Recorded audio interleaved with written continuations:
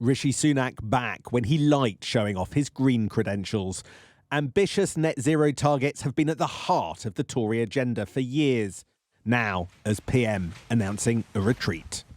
The test should be, do we have the fairest credible path to reach net zero by 2050 in a way that brings people with us?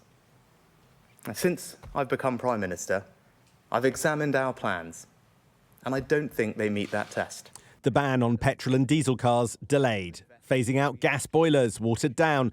He insisted this is just a new path towards the same goal. This country is proud to be a world leader in reaching net zero by 2050. But we simply won't achieve it unless we change. We'll now have a more pragmatic, proportionate and realistic approach that eases the burdens on families. The Prime Minister adamant that nothing has changed. I think it is absolutely wrong to describe in any way, shape or form what I am doing today as watering down our targets.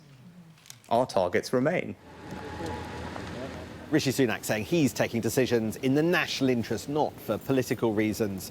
But the promise he made a year ago when he entered number 10 was to lower the political temperature, to restore calm.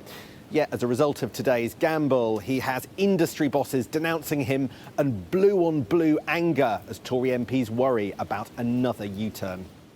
Some Tories delighted by today's announcement, but this, again, is a divided party.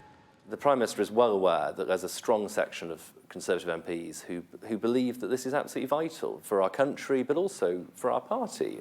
There is huge political downside, I think, if we become seen as a party which is sceptical about the need to decarbonise our economy and the opportunity that it represents.